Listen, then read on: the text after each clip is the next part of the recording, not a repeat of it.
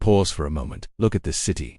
The marble, the monuments, the symmetry, built to project one singular message to the entire world. This is the center of power. And for nearly a century it was. But tonight, I want to ask you a question. A question that most people in this city are too afraid to answer honestly. What happens when the most powerful nation in human history can no longer afford to be powerful? Not because its military is weak, not because its people have lost their will, but because the numbers, the cold and different mathematics of debt and overextension, have finally caught up with the dream. This is not a political video. I am not here to tell you who to vote for, or which party broke America. I am here to show you what the ledger actually says. Because history doesn't care about your party affiliation. History only asks one question. Did the numbers work? And in 2026, for the first time since World War II, the answer is genuinely in doubt. This is money history, and this is the final reckoning. Let's start with a history lesson that every empire learns too late. Rome didn't fall in a day. It didn't fall because the barbarians were stronger. It fell because Rome had been quietly hollowing itself out for generations, debasing its currency, overextending its legions, importing its labor, and outsourcing its manufacturing. Sound familiar? The British Empire, the most sophisticated geopolitical machine the modern world had ever seen, controlled 25% of the world's land surface at its peak. By 1956, it couldn't even finish the Suez Crisis, without America telling it to stand down. Why? Because Britain had spent itself into irrelevance, fighting 2 world wars. The empire was physically intact, the balance sheet was not. Every empire in history has shared one fatal assumption. We are different. Our story ends differently. Our exceptionalism is real. And every empire in history has been wrong. Now I want to be precise here, because this is where lazy analysis gets dangerous. I am not saying America is finished. I am not saying China wins. I am not saying the dollar collapses next Tuesday. What I am saying is this. The structural conditions that allowed American dominance are eroding simultaneously across multiple fronts, at a speed that most mainstream commentary is dramatically underestimating, and 2026 is the year those erosions converged. The Iran conflict, the Fed transition, the debt ceiling, the AI disruption, the demographic cliff, the political fracture, none of these are isolated events. They are symptoms of the same underlying diagnosis. Let's go through them one by one. In 1945, the United States emerged from World War II as the only major industrial economy that hadn't been bombed into rubble. We had 50% of global GDP. We were the world's largest creditor nation. We manufactured everything: steel, cars, appliances, weapons, consumer goods. We had the strongest labor unions, the most robust middle class, and the most dynamic entrepreneurial culture on the planet. We didn't just win the war, we won the century. Now fast forward to 2026. The national debt stands at over $36 trillion. Interest payments on that debt, just the interest, not the principal, now exceed the entire defense budget. Let that sink in. We are spending more money servicing our debt than we are protecting our borders. Our manufacturing share of global GDP has collapsed from 28% in 1953 to under 11% today. We don't make the things we need. We make the financial instruments that were supposed to pay for the things we need. And even those are showing cracks. The personal savings rate of the average American household sits near historic lows. Credit card debt has crossed $1.3 trillion. The median American worker is 3 missed paychecks away from financial crisis. And yet here's the part that should unsettle every serious person watching this. We are now engaged in an active military conflict in one of the most geopolitically sensitive regions on Earth. The 2026 Iran situation is not just a foreign policy event, it is a fiscal event. Every week of sustained military engagement in that theater costs the American taxpayer between $2 billion and $4 billion. Minimum, we are writing checks our grandchildren will cash, except our grandchildren are already inheriting the checks. We wrote it in 2003, in 2008, and in 2020. At what point does the math become the message? I want to be fair here. War is sometimes necessary. I am not a pacifist making a moral argument. I am an analyst making a financial one. The question is not whether America should defend its interests. The question is, can we afford the current strategy without a structural reckoning at home? The answer, based on the numbers alone, is not indefinitely. Let's talk about Iran specifically, because this is where most commentary gets lazy. The narrative you hear on cable news is simple: Iran bad, America strong, conflict contained, back to normal by Q3. That is not the macro analysts' read. Here is what the Iran conflict actually represents in 2026, through a purely financial and geopolitical lens. First, the Strait of Hormuz. 20% of the world's oil supply passes through a waterway that is 21 miles wide at its narrowest point. Iran has the capacity to disrupt that flow, not permanently but long enough. A serious disruption doesn't just raise gas prices, it triggers a cascade. Oil spikes, inflation re-accelerates, the Federal Reserve faces an impossible choice, and the bond market starts demanding higher yields. Higher yields mean higher borrowing costs. A government spending 18% of its revenue on interest payments faces an untenable position. Second, the dollar warfare dimension. Iran is not fighting this conflict with tanks alone. Since 2022, Iran has been part of a quiet movement among non-Western nations to reduce dependence on the US dollar. The rise of BRICS currency frameworks, yuan-denominated oil contracts, gold accumulation by central banks. Every time America deploys financial sanctions, it teaches another country why they need an alternative. The Iran conflict is accelerating that lesson. Third, the proxy war exhaustion factor. America has been funding military conflicts continuously since 2001. 25 years of war spending has structurally rewired our federal budget. The military-industrial complex is not a conspiracy theory. It is a line item. That line item has crowded out investment in infrastructure, education, healthcare, and industrial capacity. You cannot build an empire on borrowed money and imported goods forever. The supply chain of power itself becomes fragile. The Iran conflict, in isolation, is manageable. But it is not occurring in isolation. It is occurring at the intersection of peak debt, a Fed leadership transition, and a fracturing domestic political consensus, and a global monetary order that is quietly, methodically building the exits. Here is the uncomfortable domestic dimension. Empires don't only fall from external pressure, they fall when the social contract that sustains them begins to disintegrate. And in 2026, the American social contract is under extraordinary stress. Consider what the average American under 40 is experiencing right now. They enter the workforce during the 2008 financial crisis or the 2020 pandemic. They carry an average of $37,000 in student loan debt. They are renting in cities where median home price requires $150,000 income. Their wages have grown, but not as fast as the cost of housing, healthcare, and higher education. They are the generation making rational microeconomic choices in response to a macroeconomic environment that has systematically excluded them. This isn't a generational complaint. This is a structural data point. When a significant portion of your working-age population feels economically disenfranchised, you lose something more valuable than tax revenue. You lose social cohesion, and social cohesion is the invisible infrastructure of every functioning economy. Trust in American institutions is at historic lows across every major survey. Trust in the Federal Reserve, trust in Congress, trust in the media, trust in the financial system itself. This matters because modern economies run on confidence as much as they run on capital. The dollar is valuable because people believe it is valuable.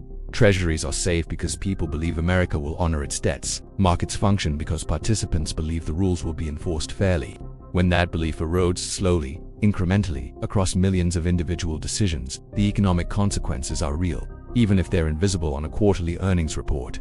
I want to pause here and say something clearly. I am not a doomer. I am not selling gold coins or survival bunkers. I am not telling you to move to New Zealand. What I am telling you is that the most patriotic thing an American can do right now is to see the situation clearly, not through the lens of partisan media, not through the filter of institutional reassurance, but through the cold, honest arithmetic of where we actually are, because you cannot fix a problem you are not willing to name. Let's zoom out to the global picture, because this is where the macro story gets genuinely fascinating.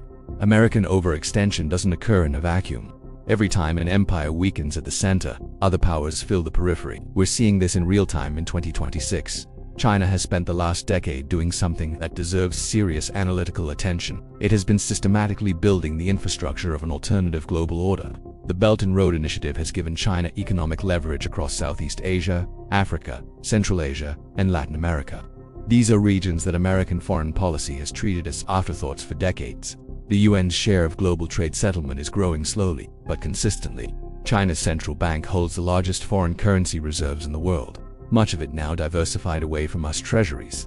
Meanwhile, the BRICS expansion now includes Saudi Arabia, the UAE, Iran, Egypt, and Ethiopia. This represents over 45% of global population and a rapidly growing share of global GDP. This is not an anti-American alliance. It is something more subtle and more durable. A hedge against American unpredictability. Every time Washington weaponizes the dollar through sanctions, trade wars, or financial exclusion, it strengthens the case for alternatives. Not because those alternatives are better, but because optionality has value. The gold accumulation story is the clearest signal. Central banks around the world purchased gold at the highest rates in recorded history over the past 3 years. They are not doing this because gold suddenly became more useful. They are doing this because gold is the one asset that sits outside the dollar system entirely. That is a vote of no confidence, quiet, professional, undramatic, but a vote of no confidence nonetheless. And then there's Europe. The EU, battered by energy crises and caught between American and Chinese pressure, is quietly accelerating its own financial sovereignty agenda. The euro as a reserve currency remains distant, but the political will to reduce dollar dependency is more real in Brussels today than it has been at any point since the euro's creation. Here is the fundamental geopolitical tension of 2026. America is being asked to simultaneously maintain global military dominance, manage a domestic debt crisis, navigate a Federal Reserve transition, absorb the economic shock of AI disruption, and fight an active conflict in one of the world's most strategically sensitive regions. That is a lot of plates to keep spinning, and the rest of the world is watching very carefully to see which one falls first. Alright, we've spent a lot of time on the diagnosis. Let's talk about the prescription, because here's what separates serious macro analysis from doom content. The serious analyst doesn't just identify the problem. They look for the leverage points, the places where individuals, communities, and policymakers can actually make a difference. So, what does resilience look like in the 2026 macro environment? At the individual level, the single most important financial decision you can make in a period of macro uncertainty is to reduce your exposure to fragility. What does that mean practically? It means your income should not depend entirely on one employer, one industry, or one geography. The remote work revolution we discussed in our Heartland episode isn't just about cheaper rent, it's about option, the ability to move, to adapt, to not be stranded when a regional economy contracts. It means your savings should not sit entirely in one asset class. Not because the stock market is about to crash, I am not making that prediction, but because concentration risk in any single system is imprudent when that system is under structural stress. It means understanding the difference between assets that are claims on the financial system, stocks, bonds, bank deposits, and assets that exist independently of any single government's balance sheet. Real estate, commodities, productive land, skills, relationships. These are not revolutionary ideas, they are ancient ones. And ancient ideas survive precisely because they work across multiple types of historical conditions. At the community level, this is the piece that macro commentary almost never discusses, and it may be the most important. The communities that survive economic disruption are not the ones with the highest average income. They are the ones with the highest density of mutual trust and local capacity. Small businesses that serve local needs, community banks that lend locally, agricultural systems that produce local food, energy infrastructure that doesn't depend entirely on a national grid. These are not political positions. They are resilience strategies. And the macro data strongly suggests that communities which invested in local capacity over the last decade are significantly better positioned for the uncertainty ahead. At the political level, this is the hardest one, and I'm going to be careful here because I genuinely believe this transcends partisan lines. The American political system has a structural incentive problem. Politicians are rewarded for short-term decisions and punished for long-term ones. The debt ceiling gets raised because the alternative is immediately painful. The infrastructure gets deferred because the ROI is 20 years out. The entitlement programs go unreformed because the voters who benefit vote at higher rates than the voters who will pay the bill. This is not a Republican problem or a Democratic problem. It is a structural problem, and solving it requires voters, all voters, to demand something genuinely rare in modern politics: long-term thinking. We need a Federal Reserve leadership that understands the difference between price stability and economic stability, and doesn't sacrifice the latter for an ideological commitment to the former. We need a foreign policy that asks hard questions about return on investment, not in a cynical, isolationist way, but in the sober recognition that a nation with a $36 trillion debt cannot be the world's policeman indefinitely. We need an industrial policy, yes, industrial policy that treats domestic manufacturing capacity as a national security issue, because it is. So, let's return to the question we opened with. Is this the end of the American century? Here is my honest answer. After everything we've examined across this entire series, no. But it is the end of the American century as it has been. The version of American dominance that defined the post-World War order unipolar military power, dollar hegemony, technological supremacy, demographic dynamism. That version is in genuine and measurable decline, not collapse, decline. There is a critical difference. Decline is manageable. Decline can be redirected. Decline, if recognized early enough, can become transformation. America is still the world's largest economy. It still has the world's most powerful military. It still has the world's deepest and most liquid capital markets. It still attracts more high-skilled immigration than any other nation on Earth. It still produces more Nobel Prize winners, more breakthrough technologies, more cultural exports than any competitor. These are not nothing. These are extraordinary assets. But assets depreciate if they are not maintained. And maintenance requires investment. And investment requires prioritization. And prioritization requires the kind of difficult, honest, national conversation that is almost impossible to have in an environment of extreme political polarization and 24-hour outrage media. Here is what I believe, and I want to be clear, this is my interpretation, not established fact. The 2026 moment is a hinge point. A moment when the accumulated pressures of 2 decades of decisions, fiscal, military, monetary, social, are all arriving at the same time. Hinge points are dangerous. But they are also opportunities. Rome didn't have the information infrastructure to understand its own decline in real time. The British establishment refused to accept the implications of its balance sheet until Suez forced the issue. We have something those empires didn't have: data, communication, and the ability to see the system clearly if we choose to. The choice, and it genuinely is a choice, is whether we use that visibility to adapt, or whether we use our media environment to construct comfortable narratives that let us avoid the reckoning a little longer. Over the course of this 10-part investigation, we have followed the money through every major pressure point in the 2026 American economy. We examined the national debt and found a trajectory that no serious economist believes is sustainable at current interest rates. We looked at food and agricultural security and found dangerous levels of import dependency in critical inputs, including fertilizer, that leave American food production vulnerable to geopolitical disruption. We analyzed the AI economic disruption and found that while the technology is genuinely transformative, its short-term distributional effects are falling hardest on exactly the middle-skill workers that American democracy depends on for political stability. We traced the gold accumulation story and found a clear data-supported signal from central banks worldwide that dollar confidence, while still dominant, is being systematically hedged against it.